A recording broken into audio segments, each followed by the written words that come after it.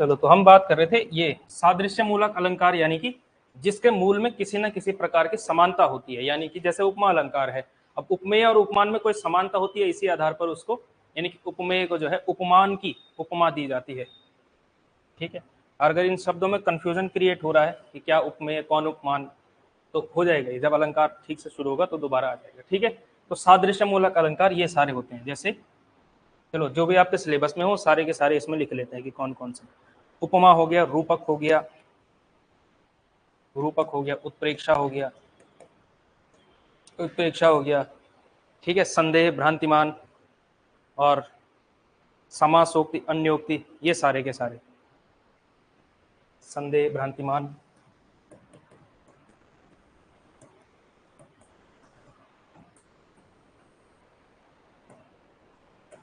अन्योक्ति, समासोक्ति, ये सारे अलंकार क्या आते हैं, ये इसके अंदर आते हैं। ये हैं आपके सादृश्य मूलक अलंकार। और विरोध मूलक कौन से होंगे? जैसे विरोधाभास अलंकार हो गया, या फिर विभावना अलंकार हो गया, विशेषोक्ति हो गया, ये सारे के सारे।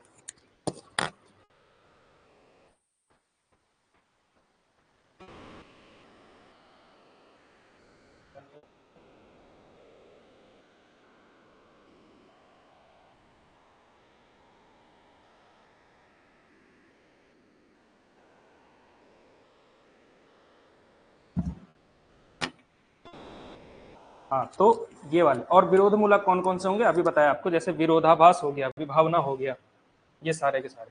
विरोध मूलक यानी कि इसमें एक लाइन आप चाहें तो लिख सकते हैं, विरोध मूलक यानी कि इसका आधार क्या होगा, विरोध होगा, आधार विरोध होता है। बाकी वाले करने की जरूरत नहीं है आपको, उतना पूछा भी नहीं जाएगा। क्या पता यहां से कोई बहुत कठिन प्रकार का सवाल पूछने का उनका मन करे, और एक है कि इसमें से कौन सा जो है सादृश्य मूलक अलंकार है। ठीक है, ऐसा बहुत कम है, ऐसे आज तक मैंने कभी क्वेश्चन देखा नहीं, लेकिन तब भी कर लिया जाए तो कोई उसमें समस्या नहीं है। विरोधाभास,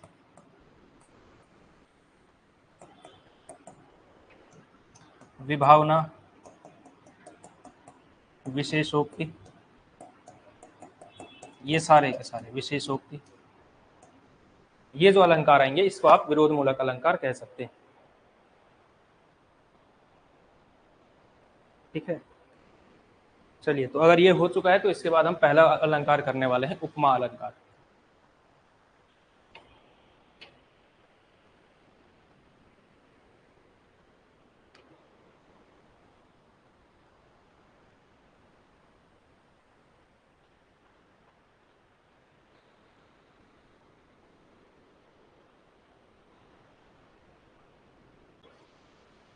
ये हो गया, अगला लिखिए उपमा अलंकार।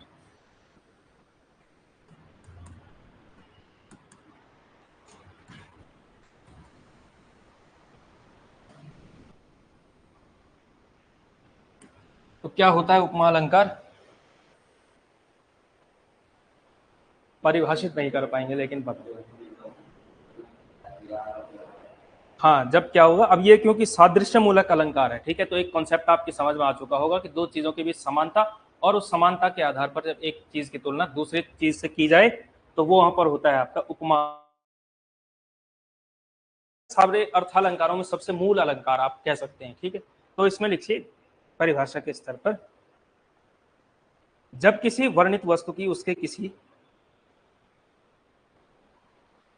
जब किसी वर्णित वस्तु की उसके किसी विशेष गुण, क्रिया, स्वभाव आदि के आधार पर,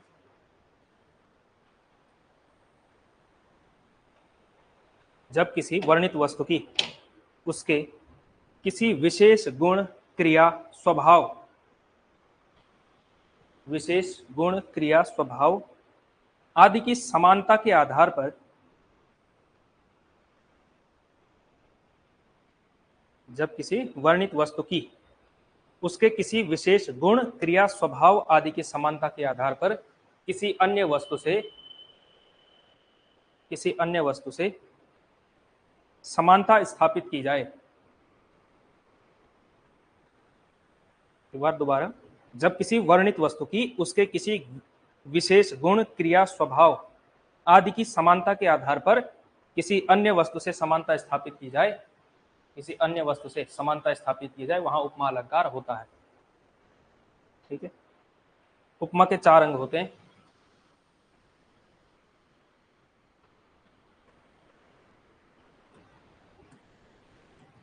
पहला उपमेय, दूसरा उपमान, एक है साधारण धर्म, साधारण धर्म, साधारण धर्म, और चौथा होता है आपका वाचक शब्द।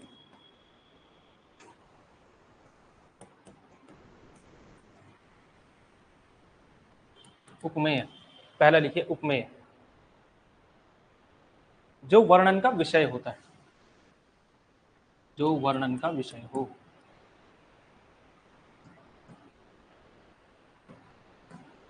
विषय हो यानी कि जिसकी तुलना की जानी है। ठीक है, जिसे किसी अन्य के समान बताया जाए, जिसे किसी अन्य के समान बताया जाए, समान, समान बताया, जब किसी अन्य, जिसे किसी अन्य के समान बताया जाए, यानी कि, और उपमेय को ही प्रस्तुत भी कहा जाता है। तो अगर प्रस्तुत का अप्रस्तुत में इस तरह से चीजें खूब आती है ना, तो उपमेय होता है प्रस्तुत। ठीक है, और ये प्रस्तुत अप्रस्तुत खूब आने वाला है अब।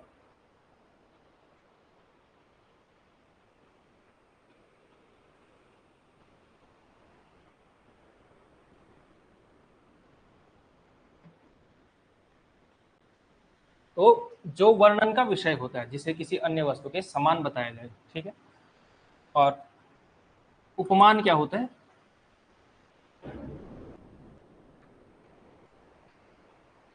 कोई प्रसिद्ध वस्तु होती है, कोई प्रसिद्ध वस्तु, कोई प्रसिद्ध या लोक प्रचलित वस्तु, ऐसा लिख सकते हैं, कोई प्रसिद्ध वस्तु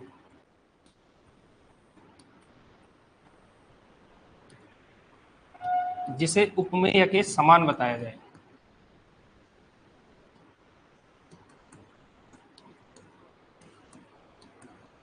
समान बताया जाए, इसे ही अप्रस्तुत भी कहते हैं। अगर प्रस्तुत अप्रस्तुत इस तरह से शब्दावली हो तो इसमें आपको समझना है कि प्रस्तुत यानी उपमेय और अप्रस्तुत यानी कि उपमान। ठीक है, तो जैसे अगर हम बात करें, एक वाक्य लिख लेते हैं,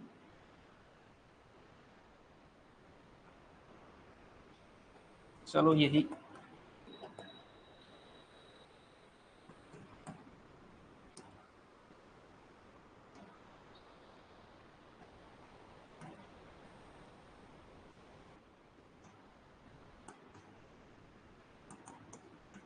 ये एक आइडियल पंक्ति हो सकती है।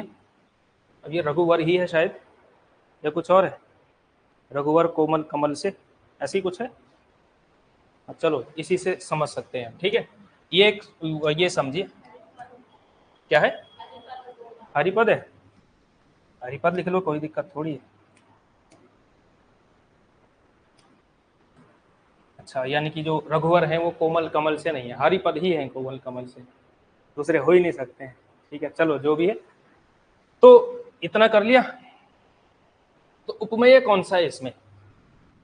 इसी से जो है ये 4 शब्द हैं, साधारण धर्म, सब कुछ समझ में आ जाएगी। साधारण धर्म ऐसा लिखिए, जिस गुण के आधार पर, जिस गुण के आधार पर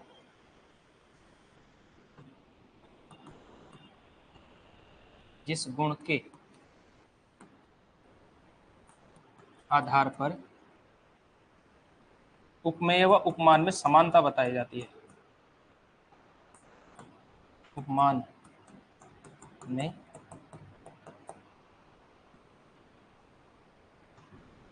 समानता बताई जाती है।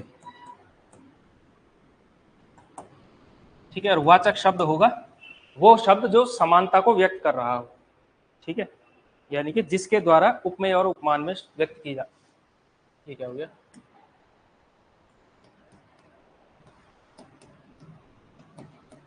वह शब्द जिसके द्वारा उपमेय व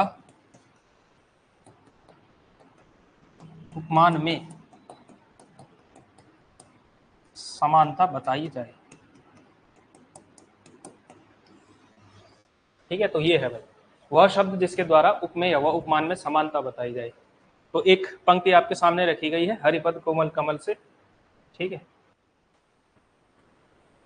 ये पंक्ति है और इसमें ये देखिए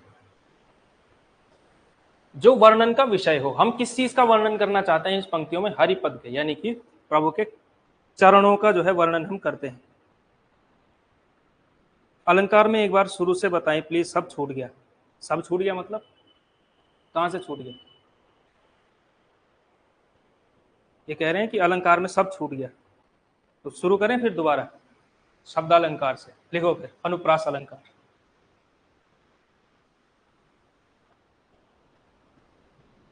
हरिपद कोमल कमल से, हाँ तो किसकी, जो वर्णन का विषय हो, किसका है वर्णन का विषय, कौन है इसमें, हरिपद है ना।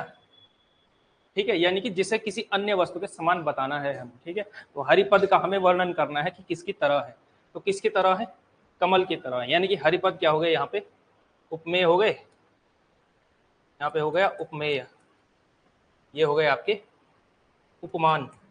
और वो कौन सा गुण है जिसके आधार पर उपमेय और उपमान में समानता बताई जा रही है, कि हरिपद जो है कमल जैसे हैं, यानी कि कमल के समान है। तो समानता का आधार कौन सा गुण था, वो कोमलता थी, तो यानी कि कोमल, ये हो गया आपका साधारण धर्म। साधारण धर्म और से, जिस शब्द के आधार पर बताया जाता है कि ये दोनों समान हैं, तो से ये आता है आपका क्या, वाचक शब्द। तो इसमें आप लिख सकते हैं इस तरह से। ठीक है, इस पंक्ति के द्वारा हरिपद कोमल कमल से। और ऐसा हो सकता है कि कभी कभी जो साधारण धर्म है वो उस पंक्ति में उपस्थित न हो। ठीक है, लेकिन बाकी के तीन शब्द उपमा अलंकार में जरूर उपस्थित होते हैं। ठीक है, उपमेय उपमान और वाचक शब्द भी होना जरूरी होता है।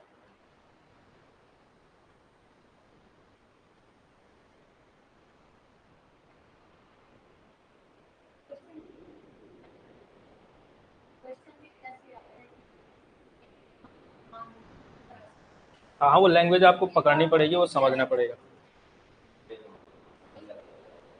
तो ये देखिए, रुको अभी, रुको रुको रुको, ये इतना समझ में आ गया। ठीक है, सब कुछ होगा भाई, क्यों इतना अधीर होते हैं आप लोग। एक बार संधि चल रहा था, वहां मुझे 5-6 मैसेज आए कि सर अलंकार करा दो, बस अलंकार। अरे होगा भाई, सब टाइम पे सब कुछ हो जाएगा, क्यों तुम लोग इतनी चिंता करते हो, अलंकार करा दो पहले ही। हाँ, तो ये है हरिपद कोमल कमल से, उपमेय, साधारण धर्म, उपमान और वाचक शब्द, ये 4 प्रकार के जो है ये आते हैं। ठीक है, तो उपमा अलंकार की बेसिक चीज उपस्थित हो गई। कभी कभी क्या होगा, साधारण धर्म उपस्थित नहीं हो सकता है। ठीक है, जैसे अगर हम बात करें उसका मुख चंद्रमा जैसा है, बस इतना ही अगर कहा जाए, उसका मुख चंद्रमा जैसा है।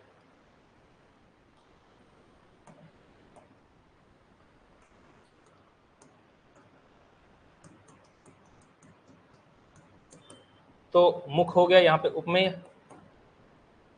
ठीक है, चंद्रमा हो गया यहाँ पे उपमान, और जैसा हो गया यहाँ पे वाचक शब्द, वाचक शब्द। लेकिन साधारण धर्म यहाँ पर उपस्थित नहीं है, आपको अपने कॉमन सेंस से लगाना है कि यहाँ पे साधारण धर्म क्या हो सकता है।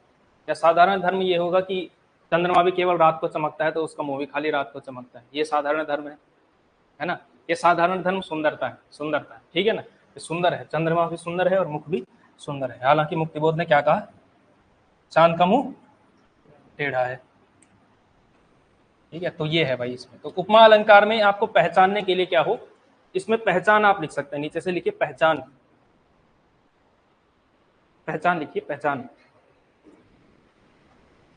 जरूरी है, पहचान लिखना।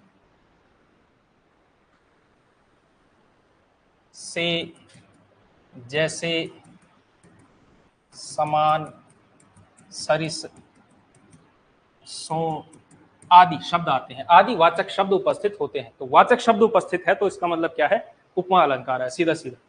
से, जैसे, समान, सरिस, सो आदि वाचक शब्द उपस्थित होते हैं।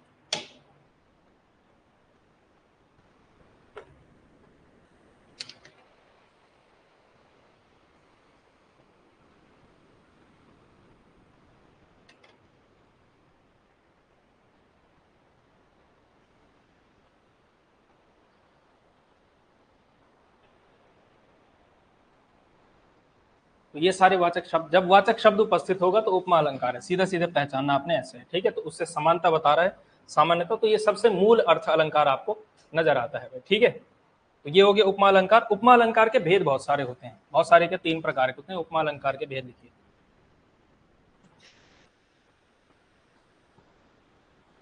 कई बार ये पूछा जाता है, जैसे एक बार एक सवाल पूछा गया था यूकेपीएससी लेक्चरर के परीक्षा में पूछा गया था, रूपक अलंकार के कितने भेद होते हैं। तो अलंकारों के ज्यादातर जो भेद होते हैं वो 3 ही होते हैं, ठीक है। हालांकि अनुप्रास के हमने 4-5 किए, लेकिन ज्यादातर 3 है, ज्यादातर।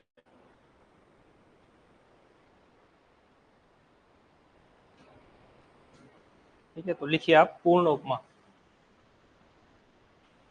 3 प्रकार की उपमा अलंकार।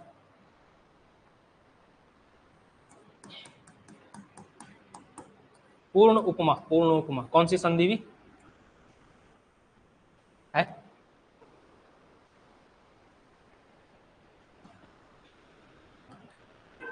गुण संधि हुई कि नहीं हुई?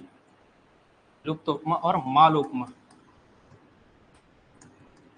ये हैं भाई 3 प्रकार, ठीक है। पहला लिखिए पूर्ण उपमा क्या होता है। पूर्ण उपमा है ना, कि जब पूर्णतः उपमा है। तो पूर्ण उपमा में ऐसा लिखिए, पूर्ण उपमा में ऐसा लिखिए, जब उपमा में, जब उपमा में उपमेय उपमान सब कुछ उपस्थित है, चारों के चारों। जब उपमा, उपमेय, जब पंक्ति में उपमेय, उपमान, वाचक शब्द प्लस साधारण धर्म, साधारण धर्म, चारों शब्द उपस्थित हों, ये चारों अवयव उपस्थित हों, लिखा जा सकता है, कोई समस्या नहीं है। चारों अवयव उपस्थित हों। तो जैसे जो हरिपद वाला आपने लिखा, वहां पे कौन सी वाली उपमा है? पूर्ण उपमा है। पूर्ण उपमा यानी कि चारों शब्द है, उपमेय भी है, उपमान भी है। उपमेय और उपमान तो दोनों होते ही होते हैं, वो तो जरूरी है। केवल और केवल ये इसका गेम होता है, किसका? साधारण धर्म का, क्योंकि साधारण धर्म कभी हो भी सकता है, कभी नहीं भी हो सकता है। तो यहाँ पर जो आता है कि वाचक शब्द भी होगा, तो अगर ऐसा लिखा जाए कि उसका मुख कमल के समान सुंदर है, तो यानी कि चारों के चारों शब्द आ गए उसमें, ठीक है। तो ये वाला जो है आप लिख सकते हैं, चाहे तो वही वाला दोबारा भी रिपीट कर सकते हैं कि वहां पे पूर्ण उपमा है, लेकिन दूसरा भी लिख सकते हैं।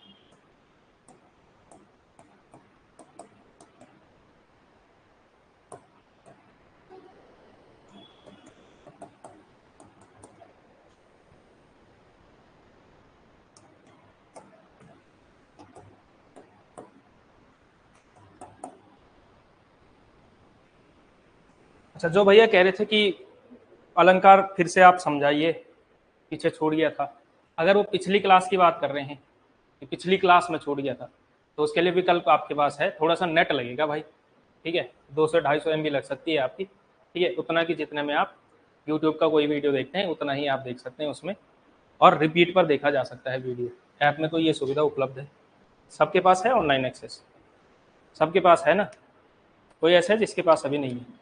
आपके पास अभी नहीं है, हाँ, तो आपको बात करनी पड़ेगी, ठीक है। उसका एक निश्चित शुल्क है, वो देना पड़ता है, ठीक है। तो उसका मुख जो है कमल के समान सुंदर है। अब चारों प्रकार के शब्द इसमें उपलब्ध हैं, तो कौन सी उपमा हो गई? पूर्ण उपमा हो गई, ठीक है। इसमें कोई ऐसा नहीं है कि कुछ समझने लायक तो बहुत रॉकेट साइंस वाला मामला हो, सीधा सीधा चलता है। उपमा अलंकार बहुत आसान है।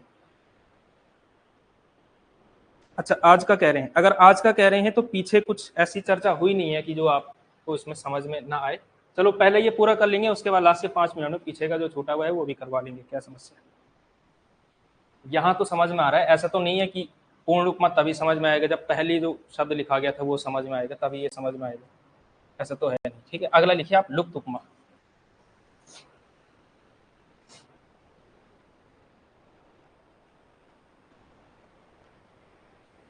लुप्त उपमा में लिखिए, जब उपमेय, उपमान, वाचक शब्द और साधारण धर्म, मतलब ऐसा लिख सकते हैं आप। अब तो जब चारों में से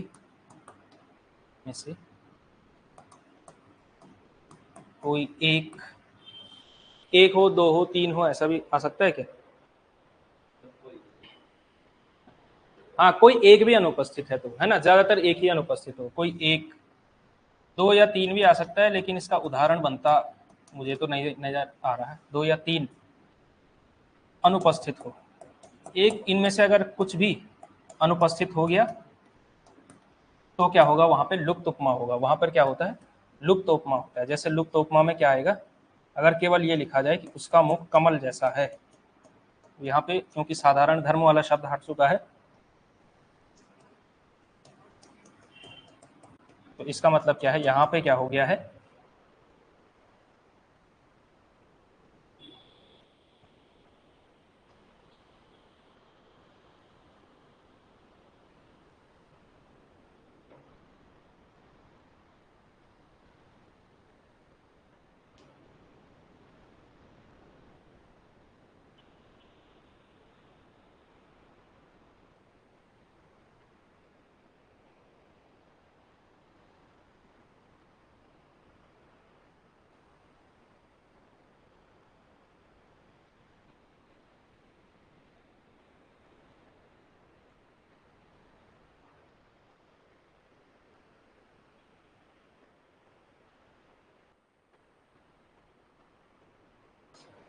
ठीक है। तो ये है भाई आपका, तो लुप्त उपमा समझ में आ चुका है। इसमें से कोई सा भी एक अगर अनुपस्थित हो जाए तो आता है आपका लुप्त उपमा। अंतिम लिखिए माल उपमा।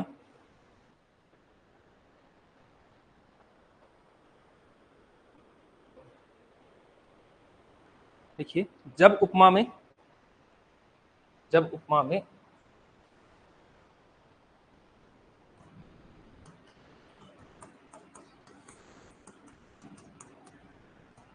एक उपमेय के लिए, एक ही उपमेय के लिए होना चाहिए, एक उपमेय के लिए अनेक उपमान उपस्थित हों, वर्णित हों कह सकते हैं। उपमेय एक ही है, लेकिन उपमान आपने दुनिया भर के दे दिए उसको, ठीक है, तब होता है आपका माल उपमा।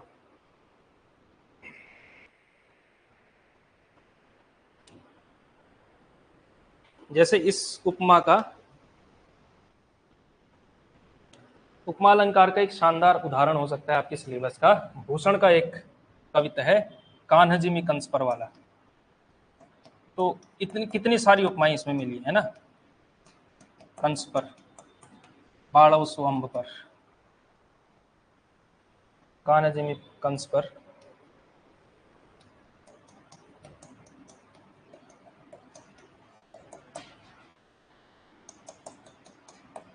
क्यों म्लेच्छ वंश पर शेर शिवराज है। पूरा कविता भी आप लिख सकते हैं अगर आप चाहें तो, शेर शिवराज है। ये शिवराज कौन है, शिवराज चौहान है। शिवराज सिंह चौहान को कौन सा मंत्रालय दिया अभी है? शिवराज सिंह चौहान क्लास का वो बच्चा है जो 100% लेकर के आता है? कृषि मंत्रालय दिया ना शायद। मुझे लगा था कि शायद डिफेंस मिल जाए, लेकिन तो ये है भाई, ठीक है। तो जैसे एक ये दोहा, एक ये कवित हो सकता है कि उसमें आप देखते हैं कि पूरा जो उसमें उपमाएं ही उपमाएं चलती हैं, ठीक है। और जब मालोपमा का वर्णन आता है तो मेरे दिमाग में एक गाना आता है, जावेद अख्तर का गाना लिखा हुआ है, एक लड़की को देखा तो ऐसा लगा, और उसमें सारी की सारी उपमाएं हैं। कितनी सारी उपमाएं एक लड़की को दी जाती है ना, एक लड़की को देखा तो ऐसा लगा जैसे खिलता गुलाब, जैसे शायर का ख्वाब, जैसे मंदिर में हो गई जलता दिया, और सिमिलीज चलती ही रहती हैं, सिमिलीज यानी कि उपमाएं, और खूब सारी उपमाएं एक को दी जाती हैं, तब कहा जाता है क्या, माल उपमा जो है वहां पर होती है, ठीक है। तो अगर आपका मन करे तो लिख सकते हैं, जावेद अख्तर सॉन्ग, एक लड़की को देखा तो ऐसा लगा वाला, पूरा का पूरा गाना क्या है, माल उपमा का एक शानदार उदाहरण है कि नहीं है भाई। माल उपमा ही तो है उसमें, एक जो है उपमेय को बहुत सारे उपमान जब दिए जाएं तो वहां पर होता है माल उपमा, ठीक है। तो ये हो गया, तो मान के चलो मैं कि आपको आ गया है उपमा अलंकार फिलहाल के लिए,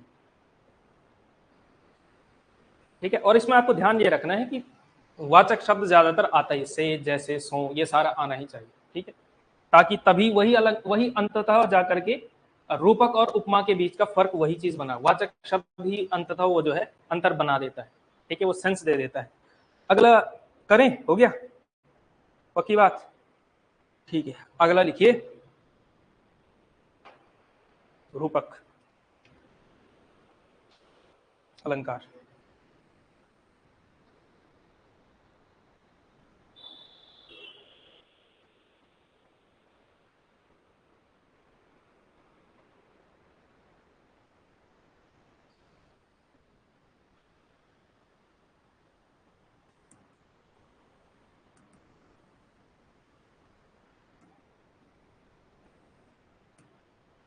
रूपक अलंकार, रूपक अलंकार लिखिए। सीधा इसमें एक परिभाषा के स्तर पर कर सकते हैं, जब एक वस्तु पर दूसरी वस्तु का आरोप कर दिया जाए, या ऐसा भी अगर परीक्षा में पूछा जाए, जब प्रस्तुत का अप्रस्तुत पर आरोप हो, ऐसा कर सकते हैं, अप्रस्तुत पर, सॉरी, हाँ, प्रस्तुत पर अप्रस्तुत का आरोप किया जाए।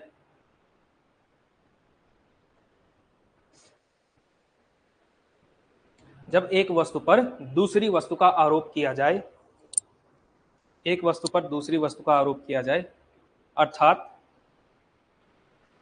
एक वस्तु पर दूसरी वस्तु का आरोप किया जाए, अर्थात जब एक वस्तु को, अर्थात जब एक वस्तु को दूसरी वस्तु का रूप दे दिया जाए, अर्थात जब एक वस्तु को दूसरी वस्तु का रूप दिया जाए, जब एक वस्तु को दूसरी वस्तु का रूप दिया जाए, वहां पर होता है रूपक अलंकार।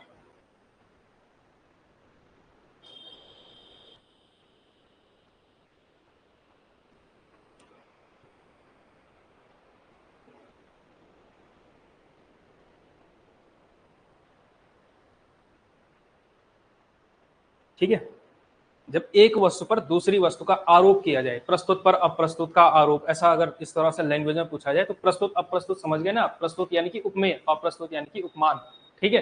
तो उनके जो है ये कठिन शब्दावली के चक्कर में आप जो है सवाल गलत नहीं करेंगे, ठीक है, आ जाएगा, आपको कोई समस्या होने वाली नहीं है। जैसे रूपक अलंकार क्या होता है, जब कोई फर्क ही ना बचा हो, ठीक है, जब कोई अंतर ही ना बचे तब होता है। जैसे अगर ये कहा जाए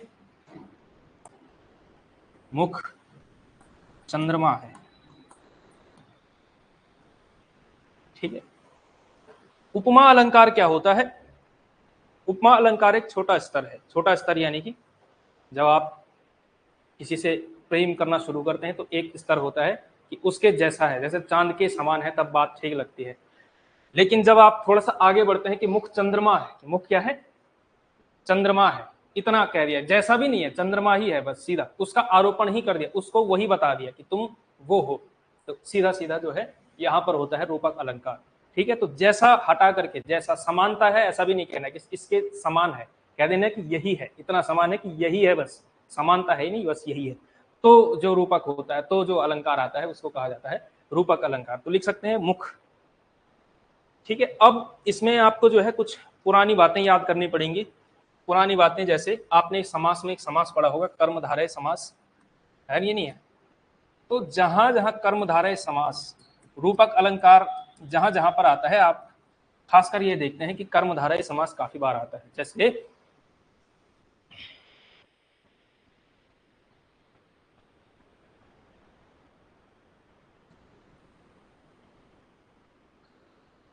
चरण कमल, अब इस चरण कमल शब्द को आप किसी पंक्ति में ढाल दो, किसी पंक्ति के अंदर आप यूज कर सकते हैं। जैसे बताओ भाई कोई, इससे चरण कमल, हाँ वही याद ही नहीं आया, चरण कमल बंदहु हरि, ऐसा है, बंद, ऐसा,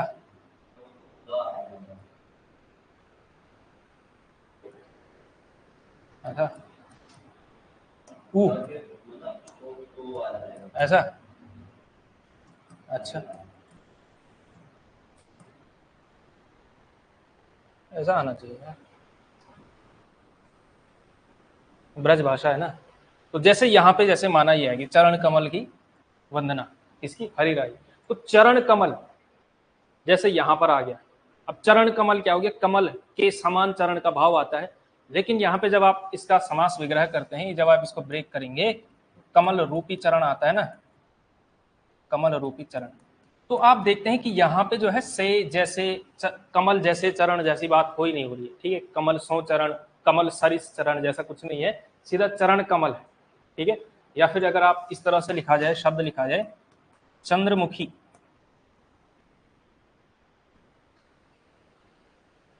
इस तरह से किया जाए, या फिर जैसे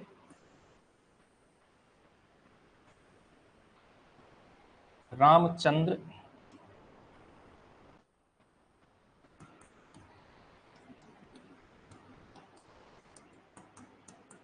हनुमान चकोरा, चितवत रहत राम की ओरा, राम की ओरा, जैसे ये एक चौपाई है, ठीक है। तो यहां आप देख सकते हैं रामचंद्र, राम क्या है, चांद है, चंद्रमा है, ऐसे जैसे ये नहीं है सीधा, और हनुमान क्या है, चकोर है। ये रामचंद्र है और हनुमान क्या है, चकोर है। तो जिस तरह से चकोर को चांद, चकोर जो है चांद को देखता है, ठीक है, उससे एडमायर करता है, उसकी तरफ जो है उसका विशेष आकर्षण होता है, उसी तरह से हनुमान से सिमिलैरिटी बन गई। तो यहाँ पर क्या होता है, इस तरह से बनता है आपका रूपक अलंकार, ठीक है। अब रूपक के भी भेद होते हैं और 3 भेद इसके भी होते हैं, सांग रूपक, निरूपक, निरंग रूपक और परंपरित रूपक।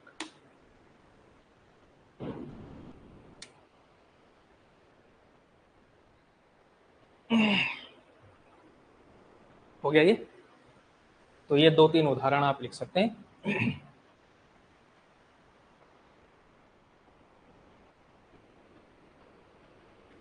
ये 2 डिवाइस कौन से कनेक्ट है भाई?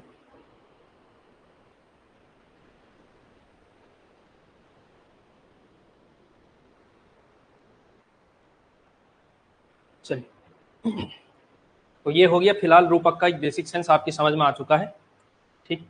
तो अब आगे देखिए इसमें,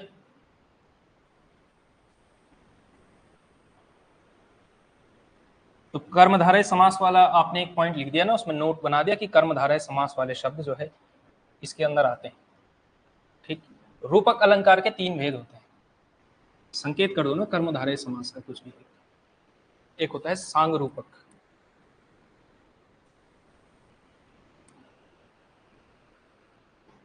सांग रूपक से बना है, सांग रूपक। अगला आता है निरंग रूपक,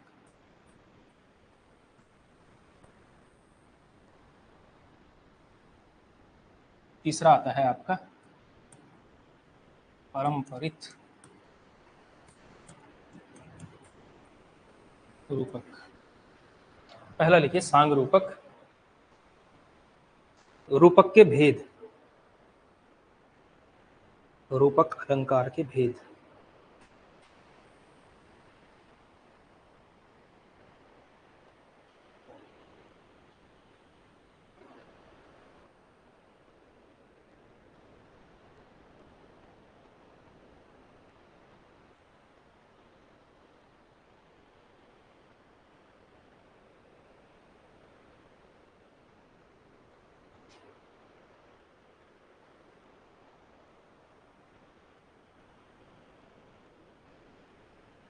तो पहला लिखिए सांग रूपक, जब उपमेय पर उपमान का आरोप किया जाए। एक तो उपमान, चलिए लिखिए, जब उपमेय पर उपमान का आरोप हो, उपमेय पर उपमान का आरोप हो, तथा उपमेय के अंगों पर, उपमेय के अंगों पर उपमान के अंगों का आरोप हो, इतना अंदर, इतना ज्यादा अंदर तक वह बात हो, ऊपर उपमान के अंगों का आरोप हो,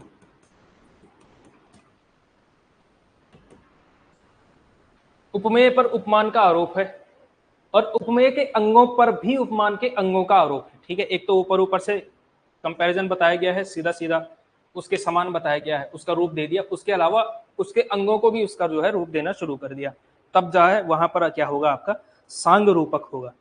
ठीक, और इसके लिए आपको थोड़ा बड़ी पंक्ति लिखनी पड़ सकती है।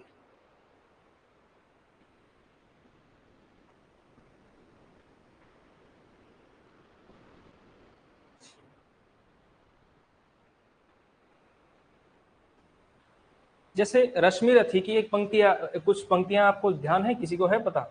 रश्मि रथी जो दिनकर जी की रचना है, वहां पर जब कृष्ण अपना विराट रूप दिखाते हैं तो वहां पर जो रूपक है वो सांग रूपक अलंकार है।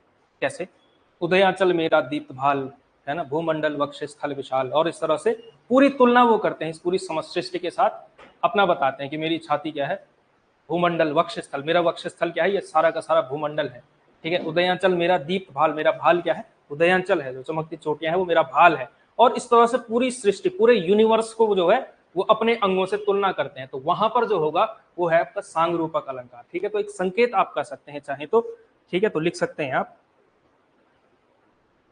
कैसे लिखा जाए, उदयांचल मेरा दीप्त भाल, भूमंडल वक्ष स्थल विशाल। ये पूरी की पूरी पंक्ति शुरू की है, किसी को याद? उसमें आता है ना, हाँ हाँ दुर्योधन बांध मुझे, तो वहां पे जो अलंकार है वो सांग रूपक अलंकार है।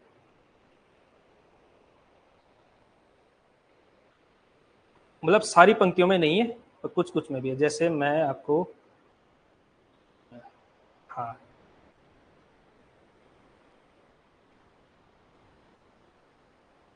यहां से आप देखिए, उदयाचल मेरा दीप भाल, सांग रूपक अलंकार का एक शानदार उदाहरण। सिलेबस भी कंप्लीट हो रहा है। उदयाचल मेरा दीप भाल, भूमंडल वक्ष स्थल विशाल,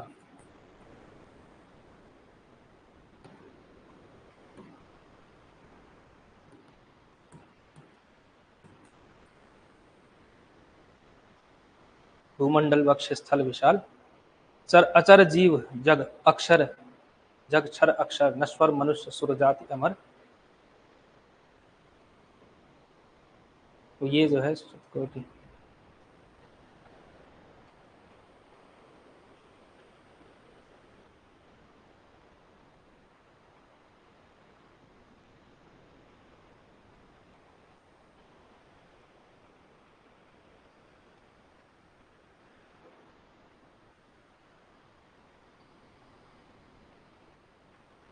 इन पंक्तियों में आप कम से कम देख सकते हैं, बाकी तो थोड़ा अलग प्रकार की हैं, उसमें आप रूपक नहीं पा सकते।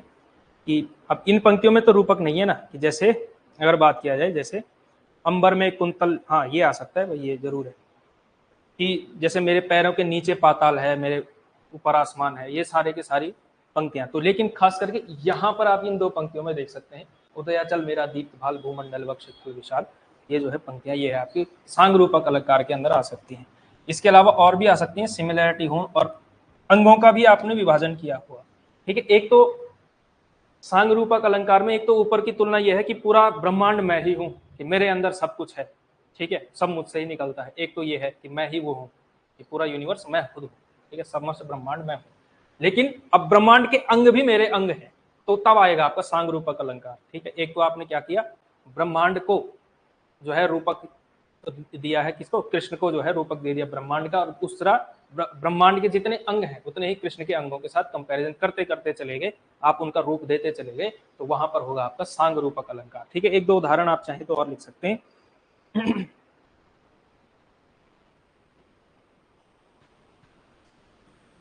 ये तुलसी का एक पंक्ति है, उदित उदयगिरी मंच पर,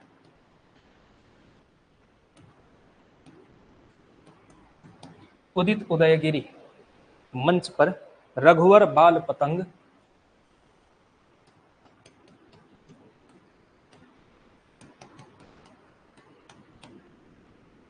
उदित उदयगिरी मंच पर, रघुवर बाल पतंग, विकसे संत सरोज सब।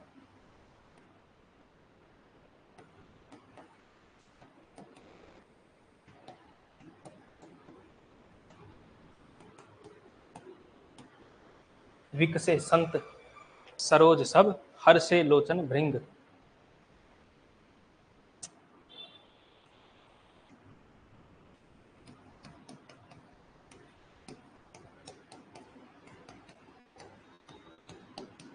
यहाँ देखिए इसमें अंगों की भी तुलना जो है पूरी तरह से सांग रूपक अलंकार का उदाहरण कैसे है।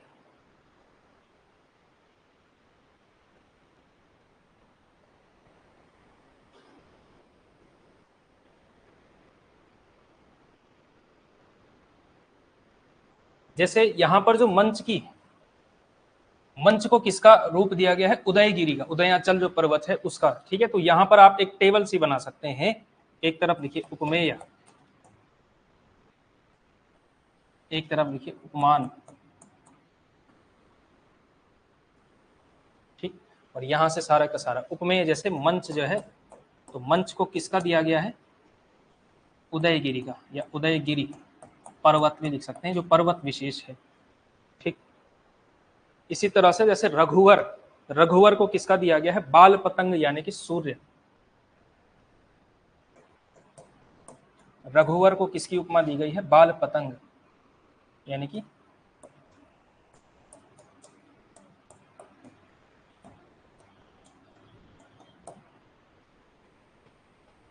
अगला संत को कमल यानी कि सरोज का, विकसे संत सरोज सब, संत, संतों को जो है सरोज की दी गई है, सरोज,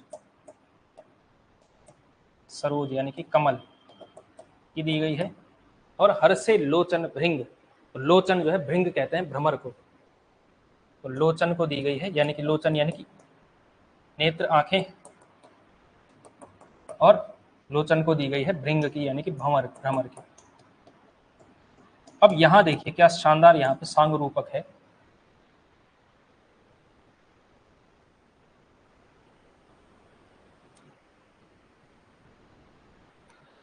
कि उदयगिरी यानी कि उदयांचल जो पर्वत है उस रूपी मंच पर, ठीक है, रघुवर बाल पतंग, रघुवर जो है, रघुवर रूपी जो है सूर्य जो है उगाया है। तो आप एकदम पूरा एक यूनिवर्स जो है उसके अंदर जो है आप पूरा एक दृश्य देख सकते हैं। ठीक है, कि ऐसा इस तरह से मंच पर जो है बाल पतंग, ये रघुवर बैठे हुए हैं और उसके आसपास संत हैं। ठीक है, संत हैं और सारे के सारे सबकी आंखें क्या है, खुश हैं, ये आपको दिखाना है। अब जो है रूपक किस तरह से दिया गया है, समस्त मंच का या समस्त उसका जो भी आपके पास दृश्य है उसका किस तरह से चित्रण है कि जो है उदयगिरी, उदयगिरी रूपी मंच पर यानी उदयाचल पर्वत रूपी मंच पर रघुवर रूपी सूर्य जो है उगाया है, उगा हुआ है, और आसपास जो है संत, कमल जैसे जो है संत जो है विकसित हुए हैं, यानी कि आसपास हैं, और हर्ष लोचन भृंग यानी कि भंवरों जैसे क्या है, हर्षित नयन है सबके। इस तरह से जो है ये सांग रूपक अलंकार यहाँ पे बन रहा है। ठीक है, कि अंगों की भी तुलना की गई है, केवल इतना नहीं कह करके छोड़ दिया है कि जो है मंच पर, या फिर इतना कह करके नहीं छोड़ दिया कि जैसे मंच पर क्या है एक कमाल का जो है उदयगिरी पर ही आकर के नहीं छोड़ा है, उसके अंदर भी अब अंग है, मंच के अंदर यानी कि जो दृश्य है उसके भीतर क्या है, रघुवर है तो सूर्य की उपमा, उसके अंदर जो संत बैठे हुए उनको कमल की उपमा, जो अंदर उनकी आंखें हैं उनके अंदर भी और है, उनकी आंखें हैं उनको भ्रमर की उपमा। तो इस तरह से जो किया जाए वहां पर होता है आपका क्या, सांग रूपक। ठीक है, अगला लिखिए आप निरंग रूपक।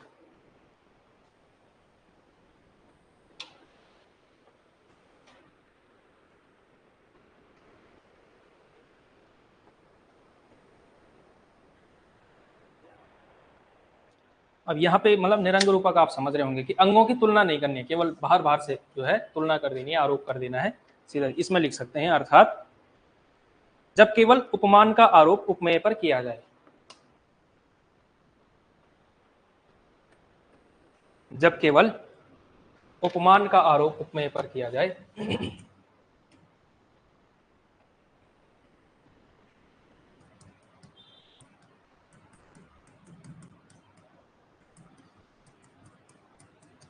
जब केवल उपमान का आरोप पर किया जाए, ऐसा मत लिख लेना कि उपमेय का आरोप उपमान पर किया जाए, फिर मामला गड़बड़ हो जाएगा, फिर वो अलग जाता है अलंकार। अभी आप देखेंगे स्तर बढ़ता चला जाएगा इसका तुलनाई करने का। अभी आपने दो ही देखे ना, कि एक तो समानता बता दी इसके जैसा है, दूसरे लेवल पे आए आप, लेवल 2 यही है, तीसरा लेवल आएगा तो आप देखेंगे कि ये छोटा है दूसरा बड़ा है, यानी कि उपमेय को श्रेष्ठ बता देना है उपमान से, ऐसी तुलना करनी है। ठीक है, अभी देखेंगे आप। तो जैसे ये है जब केवल उपमान का आरोप उपमेय पर किया जाए, और यहाँ पे लिख सकते हैं, अर्थात अंगों का आरोप न किया जाए, ठीक है, अंगों की तुलना नहीं होनी चाहिए। जैसे जो आपने अभी तक लिखे, जो भी आपने लिखे, जैसे ये चरण कमल वाला जो था वो निरंग रूपक है, सिंपल है, ठीक है, निरंग रूपक हो गया। जैसे चरण कमल मृदु मुंज, मंज तुम्हारे हरिमुख मृदुल मयंक, हरिमुख क्या है, मृदुल है, मयंक की तरह, ठीक है। तो ये है, तो जो निरंग रूपक का उदाहरण है आप वहां से लिख सकते हैं, या एक उदाहरण ये भी लिख सकते हैं, हरिमुख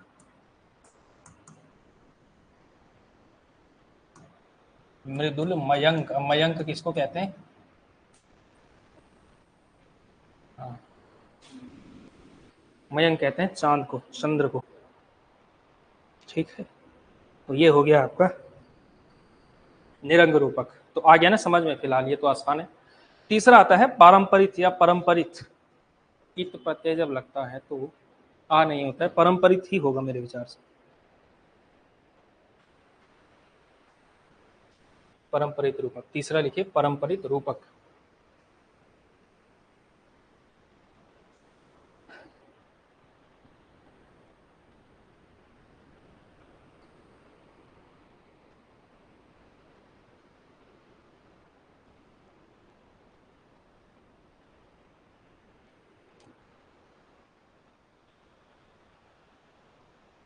अब पारंपरित रूपक तब होता है जब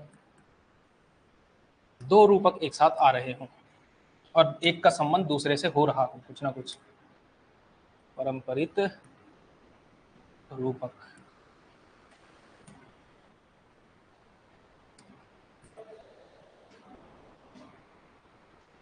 इसमें लिखिए,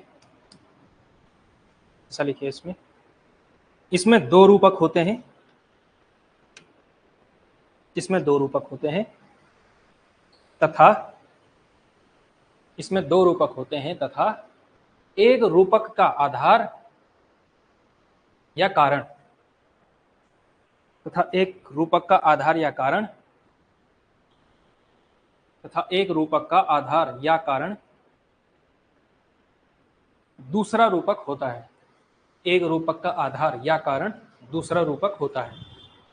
दो रूपक होते हैं और एक रूपक का आधार या कारण दूसरा रूपक या दूसरा रूपक होता है।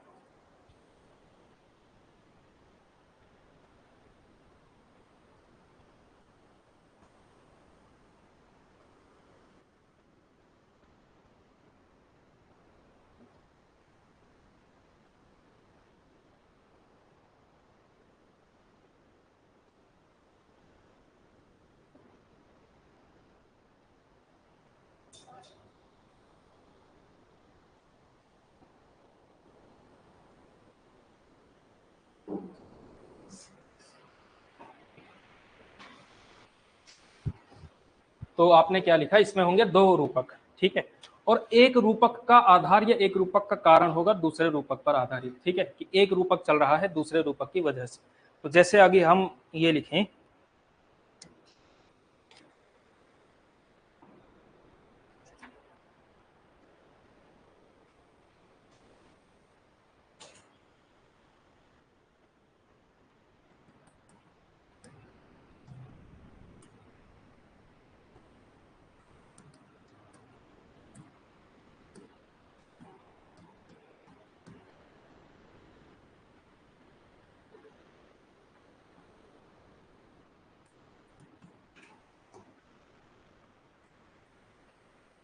यहां देखिए,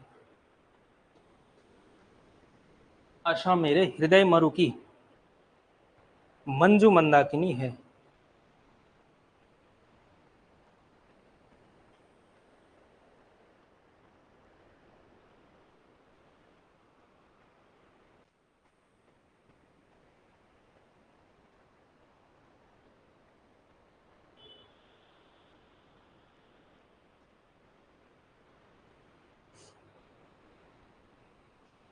ठीक,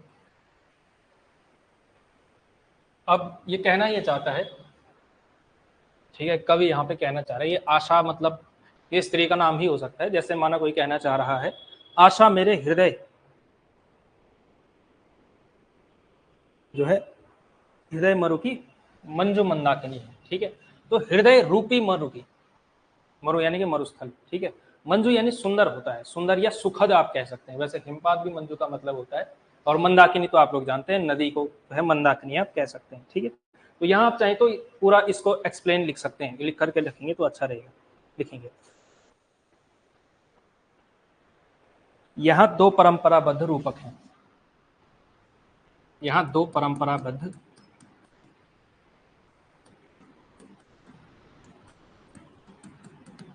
यहाँ दो परंपराबद्ध रूपक हैं, एक हृदय और मरु का,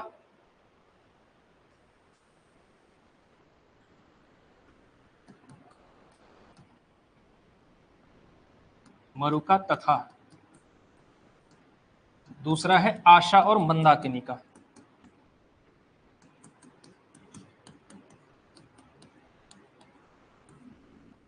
तथा दूसरा आशा और मंदाकिनी का, ठीक है। आगे लिखिए इसमें, आशा को मंदाकिनी इसलिए बनाया है, आशा को मंदाकिनी इसलिए बनाया है, आशा को मंदाकिनी इसलिए बनाया है, बनाया है कि पहले हृदय को मरु बना चुके हैं।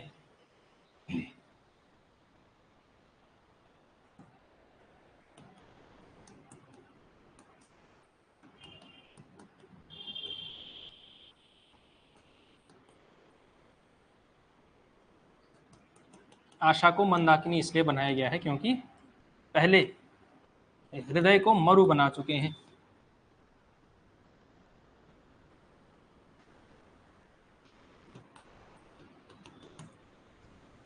हृदय को मरु बना चुके हैं। तो इस तरह से जो है रूपक का कारण एक दूसरा रूपक है। इसमें ये भी लिख सकते हैं, इस प्रकार एक रूपक का कारण दूसरा रूपक है। इस प्रकार एक रूपक का कारण दूसरा रूपक है। इस प्रकार एक रूपक का कारण दूसरा रूपक है।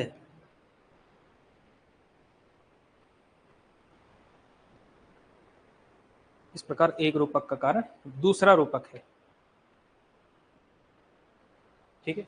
तो यहां पर आप देखेंगे कि दो रूपक एक साथ यूज किए गए हैं, मंजू यानी कि सुखद, या है ना, आप जिस भी इस तरह यूज करें। तो मंदाकिनी, तो आशा क्या है, मंदाकिनी है, आशा को रूपक दिया गया है मंदाकिनी का, है ना, उसको जो है वो बता दिया है। और हृदय को जो है मरु का बनाया गया है, आशा को मंदाकिनी बनाया है। क्यों? क्योंकि हृदय को मरु बना दिया। अब हृदय जो है मरुस्थल है, ठीक है। अब आशा है तो मंदाकिनी है, तो इसका मतलब आप समझ गए ना कैसे, कि जो है आशा जो है उसको सुखद अनुभूति देगी। तो ये बताने के लिए, तो इसके लिए हृदय को मरुस्थल बना दिया और आशा को जो है मंदाकिनी बना दिया, कि उस मरुस्थल में जो है मंदाकिनी क्या करेगी, सुख का जो है संचार करेगी, ठीक है। तो इस तरह से जो अलंकार होता है वो होता है आपका क्या, पारंपरिक जो है रूपक अलंकार।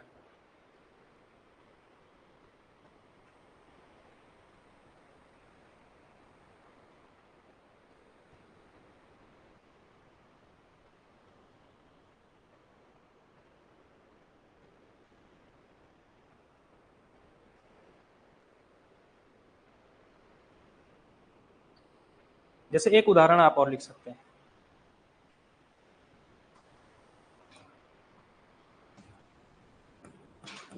उदयो ब्रजनभ,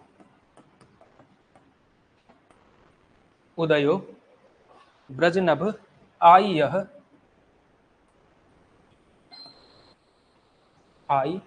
यह हरिमुख मधुर मयंक।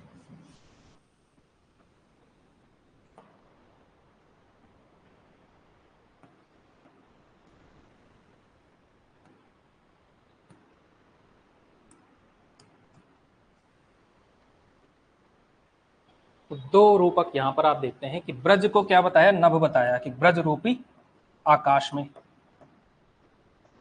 अब ब्रज रूपी आकाश में ब्रज को जो है नभ का रूपक दिया गया, ब्रज को आपने नभ बनाया यानी कि आसमान बना दिया, आकाश बना दिया।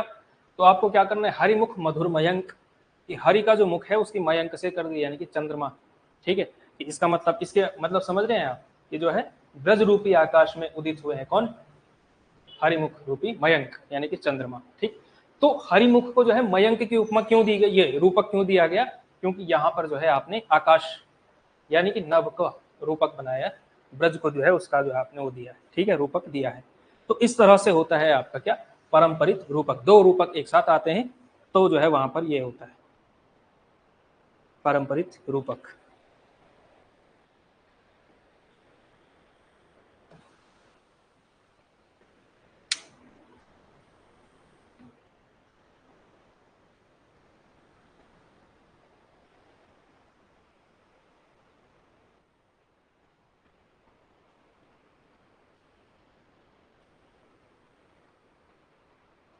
अब रूपक वैसे अपने आप में बहुत बड़ा अलंकार है, क्योंकि अभेद रूपक, तद्रूप रूपक, खैर उतना तो नहीं ही पूछा जाना चाहिए, अगर इतना पूछा जा रहा है तो फिर प्रश्न को छोड़ ही दिया जाए, फिर क्यों। परंपरित रूपक। अगला लिखिए उत्प्रेक्षा अलंकार।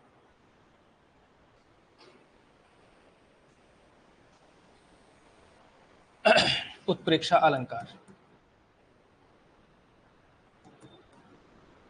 और उत्प्रेक्षा अलंकार का कोई किंग माना जाता है तो दो किंग हैं इसके पूरे हिंदी साहित्य में, एक है मलिक मोहम्मद जायसी और एक है तुलसीदास।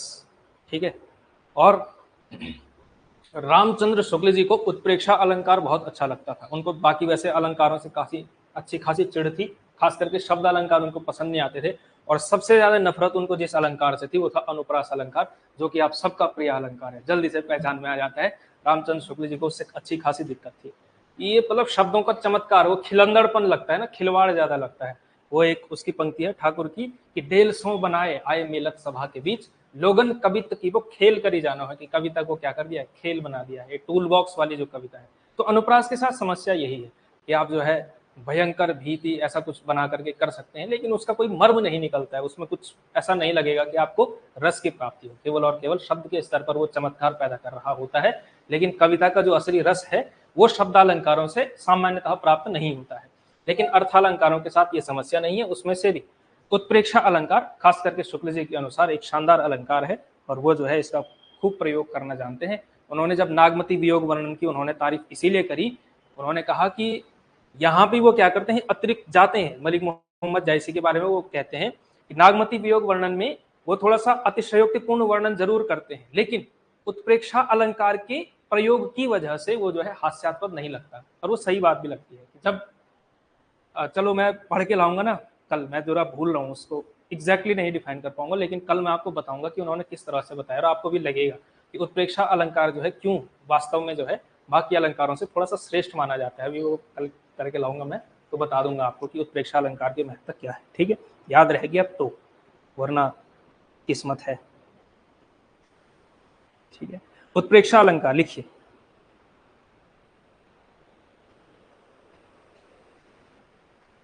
जब एक वस्तु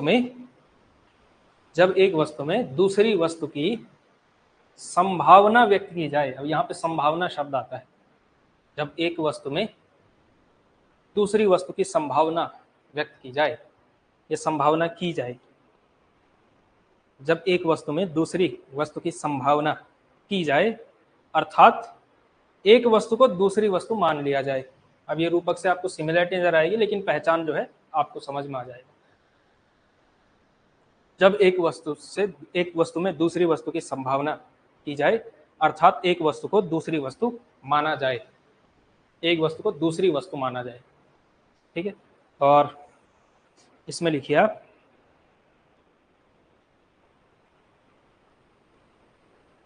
पहचान भी लिख सकते हैं इसमें, इन्हें उत्प्रेक्षा वाचक शब्द आप कह सकते हैं। ऐसा लिखिए, संभावना करने के लिए, यानी कि दो वस्तुओं में संभावना करने के लिए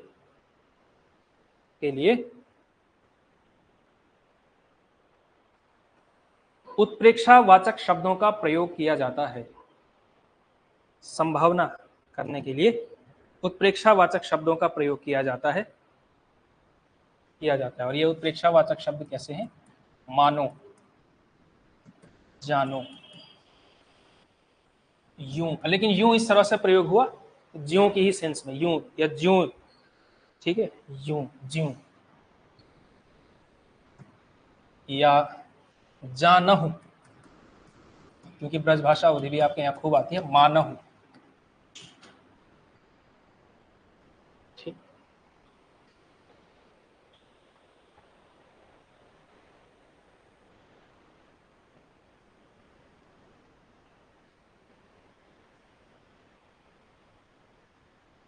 तो यहाँ जो होता है इस तरह से जो आता है वो होता है आपका उत्प्रेक्षा अलंकार, ठीक है। तो अगर आप इस तरह से बात कहें कि नेत्र मानो कमल है,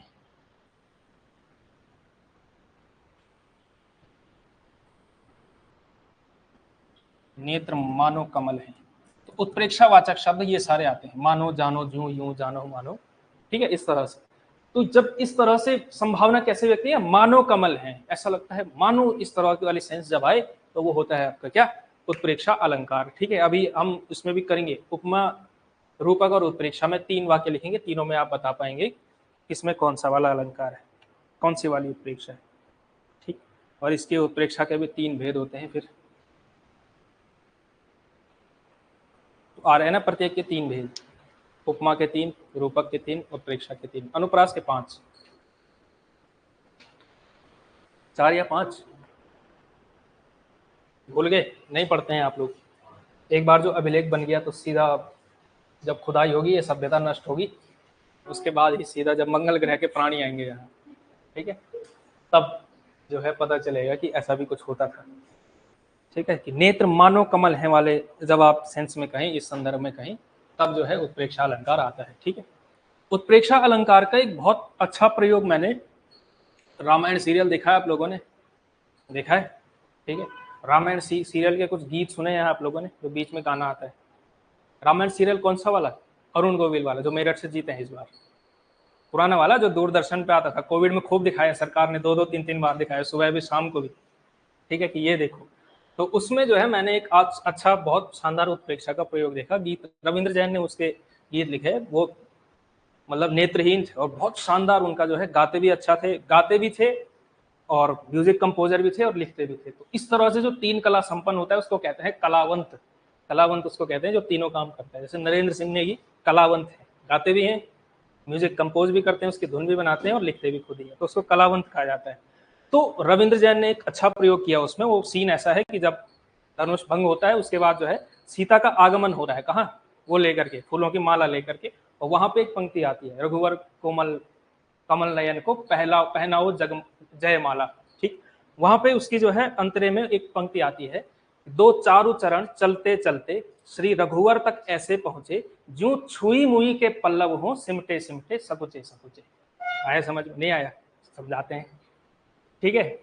दो चारु चरण, चारु चरण है सुंदर चरण, दो चारु चरण चलते चलते श्री रघुवर तक ऐसे पहुंचे, अब ज्यों शब्द लगाया है, ज्यों छुई मुई के पल्लव हो, पल्लव समझते हैं पंखुड़ियां, जो छुई मुई के पल्लव हो सिमटे सिमटे सकुचे सकुचे, क्या शानदार उत्प्रेक्षा अलंकार लगाया। इस तरह से जो है सीता के चरण चल रहे हैं, सीता जो है आ रही है, कैसे, छुई मुई के पल्लवों की तरह सिमटते सिमटते सकुचाते सकुचाते, तो क्या शानदार उत्प्रेक्षा अलंकार का उदाहरण है, ठीक है।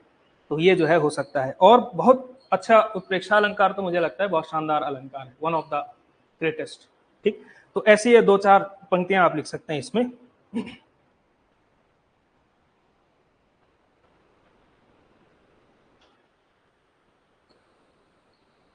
जैसे नाना रंगी जलद नभ में दिखते हैं अनोखे,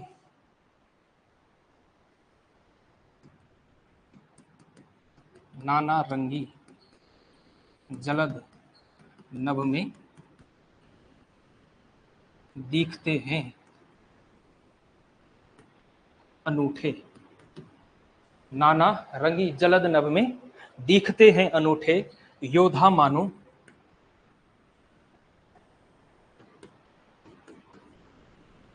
योद्धा मानो, अब ये योद्धा जानबूझ करके नहीं लिखा गया है, ठीक है, योद्धा मानो विविध रंग के वस्त्र धारे हुए हैं, योद्धा मानो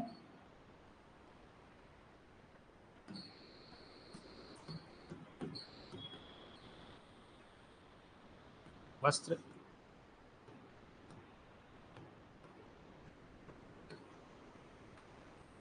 धारे हुए हैं।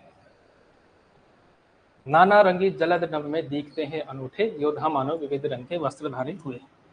यहाँ देखिए कि जलद समझते हैं आप लोग, कमल के लिए कहा जाता है कि अलग अलग रंग के जलद जो है इस तरह से दिखाई पड़ते हैं।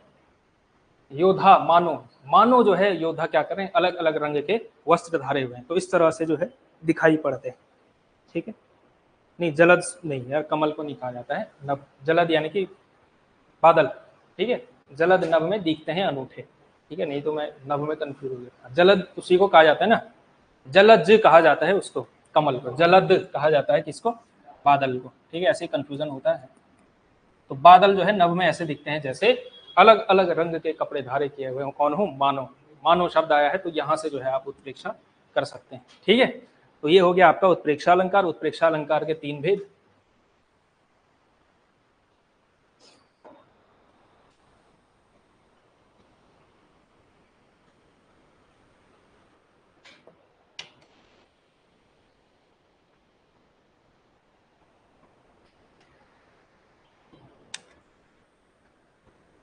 तो वो गाना जाके आप सुन सकते हैं आज। ठीक है, आज का HW है, वो गाना सुनना है।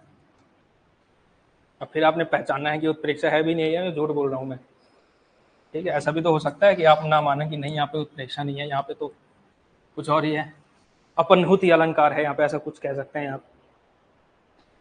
ठीक है, देखो अलंकार तभी मानो कि समझ में आया है जब कोई रैंडम पंक्ति दी जाए और समझ में आ जाए कि यहाँ पे अलंकार है। ठीक है, वरना तो सब रटी रटाई बातें हैं जो आप लोग सब लोग करते हैं, परीक्षा निकल जाती है उससे, पेपर में अच्छे नंबर भी आ जाते हैं। तो उत्प्रेक्षा अलंकार के 3 भेद। ठीक है, लेकिन समझ के स्तर पे आप समझें कि समझ कमजोर है तब तक जब तक इस स्तर पे नहीं पहुंचे। वस्तु उत्प्रेक्षा, दूसरा लिखिए हेतु उत्प्रेक्षा।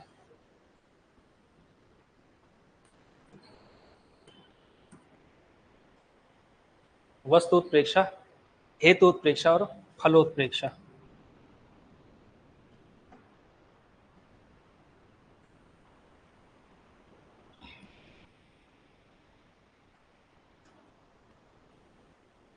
वस्तु उत्प्रेक्षा पहला लिखिए,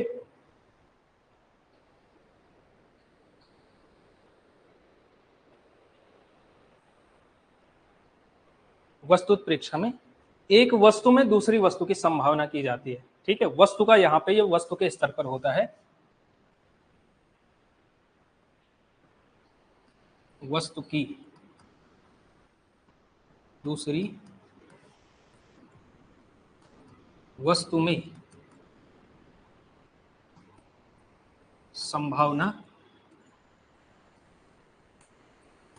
व्यक्त की जाए, एक वस्तु की दूसरी वस्तु में संभावना व्यक्त की जाए, तब होता है आपका वस्तु उत्प्रेक्षा। तो और भी जैसे पंक्तियां हो सकती हैं, जितने भी अभी आपने देखी ज्यादातर। अच्छा अभी तो मिटा दिया, क्या क्या पंक्तियां लिखी थी उत्प्रेक्षा के उदाहरण में। एक तो कमल वाला लिखा था आपने, मानो कमल है वाला, तो वो भी क्या है, वस्तु उत्प्रेक्षा ही है। तो 2 वस्तुएं हैं, उसका जो है आपने जो है संभावना व्यक्त कर दी, तो वो वस्तु उत्प्रेक्षा हो गई। इसी तरह से और भी आ सकते हैं, हरिमुख मानो मधुर मयंक, ऐसा लिख सकते हैं। कोई भी पंक्तियां लिख सकते हैं, मानो जानो कुछ भी आना चाहिए। और हरिमुख मानो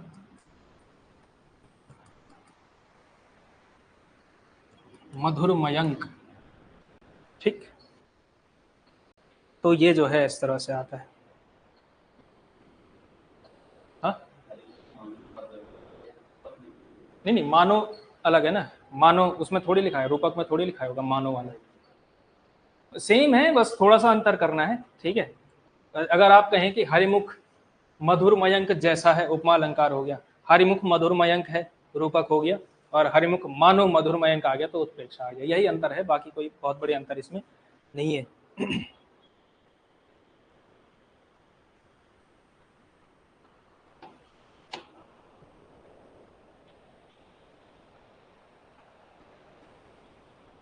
हेतु उत्प्रेक्षा, अब इसकी थोड़ा परिभाषा कठिन लग सकती है, लेकिन उदाहरण के द्वारा हम समझा सकते हैं इसको। हेतु उत्प्रेक्षा में लिखिए,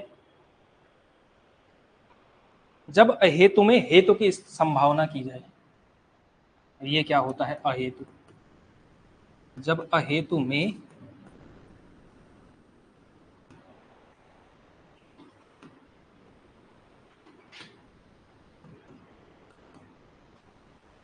संभावना की जाए।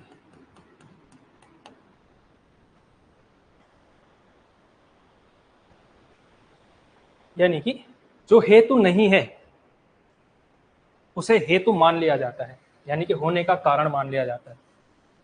जो हेतु न हो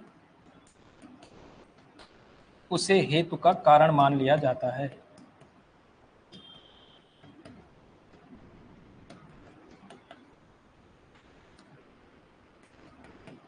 जैसे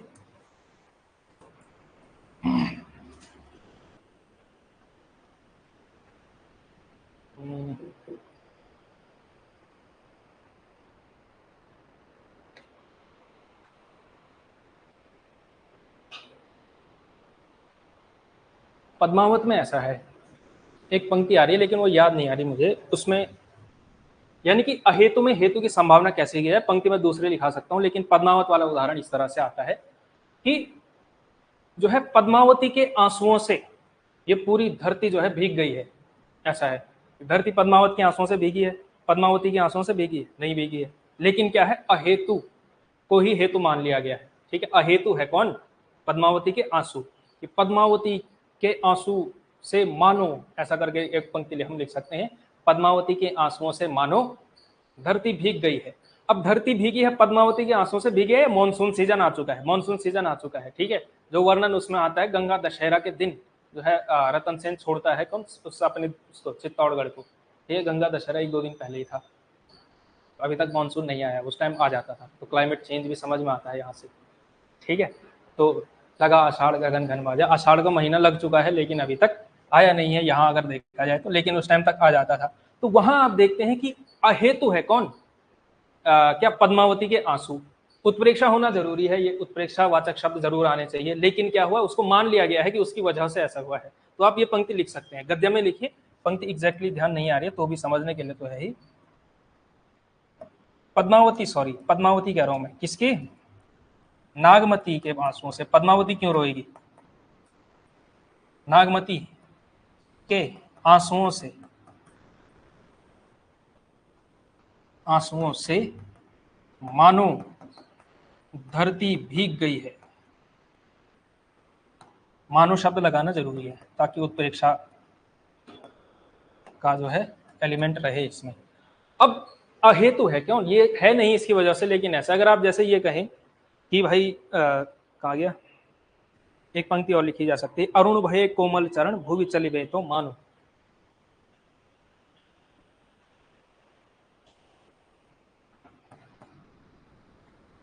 अरुण भये कोमल चरण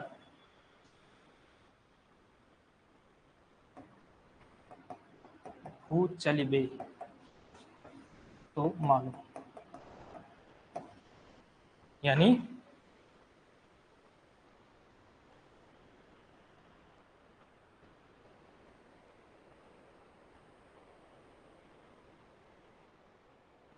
कि जो कोमल चरण है, ठीक है, कोमल, सॉरी चरण छूट गया ना, कोमल चरण, यहाँ पे अरुण भये कोमल चरण भू चले वे तो मानो, कि जो कोमल चरण है वो लाल हो गए हैं, क्या करने की वजह से? मानो धरती पर चलने की वजह से। अब जो चरण है वो धरती पर चलने की वजह से लाल हुए हैं या ऑटोमेटिकली लाल रहे होंगे?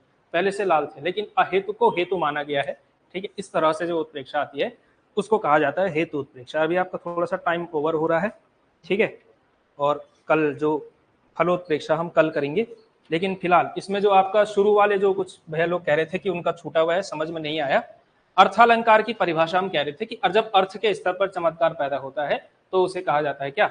अर्थालंकार। ठीक है, जितने भी आपके सिलेबस में अलंकार हैं वो 2 प्रकार के अर्थालंकार हैं, सादृश्य मूलक और विरोध मूलक। सादृश्य मूलक का अर्थ क्या होता है? जिसके मूल में किसी न किसी प्रकार की समानता आती है, कि समानता की वजह से आपने उपमेय उपमान का कुछ रिलेशन बना दिया। ठीक है, कि ये इसकी जैसे है, इस वजह से इसको कर, जैसे उपमा अलंकार में चांद भी सुंदर होता है, मुंह भी सुंदर है, तो दोनों समान है, तो दोनों में आपने क्या कर दिया? एक कंपैरिजन कर दिया, तुलना व्यक्त कर दी, उपमेय उपमान का संबंध स्थापित कर दिया। तो वो वाले जो अलंकार होते हैं वो होते हैं सारे के सारे सादृश्य मूलक अलंकार। सादृश्य जो है उसके केंद्र में है उस अलंकार के।